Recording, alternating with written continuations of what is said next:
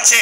এর জন্যই তো মুসলমানদের ঘর, মুসলমানদের সমাজ, মুসলমানদের রাষ্ট্র কোথাও নিরাপত্তা নাই, কোথাও শান্তি নাই, কোথাও স্থিরতা নাই, সব জায়গায় অস্থিরতা, মারামারি, কাটাকাটি, রাহাজানি। আমি তো মনে করি ভবিষ্যৎ বাংলাদেশে আরো ভয়ঙ্কর দিন অপেক্ষা করছে। যেদিন যাচ্ছে হয়তোবা ভালোই যাচ্ছে, ভবিষ্যতে তার চাইতেও ভয়াবহ দিন অপেক্ষা করছে। কারণ একটাই, এই জাতি ইসলাম বুঝে নাই, জাতি ইসলামকে ধারণ করে নাই, ইসলামকে বুঝতে চেষ্টা করে নাই। কেন কেন ওই ইসলামই তো, যে ইসলাম দিয়ে সাহাবায়ে কেরাম মক্কা থেকে মদিনায় গিয়ে ইসলামী রাষ্ট্র প্রতিষ্ঠা করেছেন। মদিনা বারবার আক্রান্ত হয়েছে, প্রত্যেকটা যুদ্ধে সাহাবায়ে কেরাম বিজয়ী হয়েছেন। বদরের যুদ্ধে মাত্র সামান্য কয়েকজন হাজারের বিরুদ্ধে বিজয়ী হয়েছেন। উহুদের যুদ্ধে সাময়িক পরাজয় হলেও এরপরে আর মুসলমানদের পরাজয় বরণ করতে হয় নাই। খাইবর থেকে তাবুক পর্যন্ত রোমানদের সঙ্গে যুদ্ধ, রোমান সংখ্যায় 2 লক্ষ আর মুসলমান মাত্র 30,000। 30,000-এর সামনে 2 লক্ষের বাহিনী টিকতে পারে নাই। কেন? ভারতবর্ষের ইতিহাস আপনারা জানার কথা।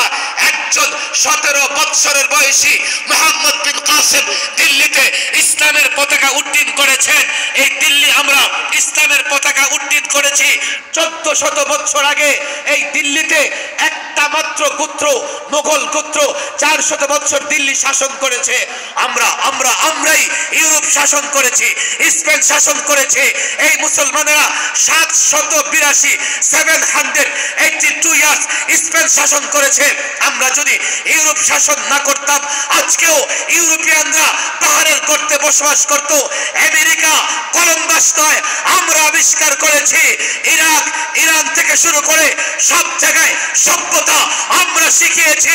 আজকে আমরা পরাজিত, লাঞ্ছিত, বঞ্চিত একটাই কারণ, ইসলাম ছেড়ে দিয়েছি। ইসলাম বুঝি না, ইসলাম নিয়ে চিন্তা করি না। আল্লাহর কসম, আজও যদি ইসলাম ধরো, ইসলাম মানতে পারো, গোটা দুনিয়ার তাগুত, কাফের, বেঈমান তোমাদের মোকাবেলায় টিকতে পারবে না।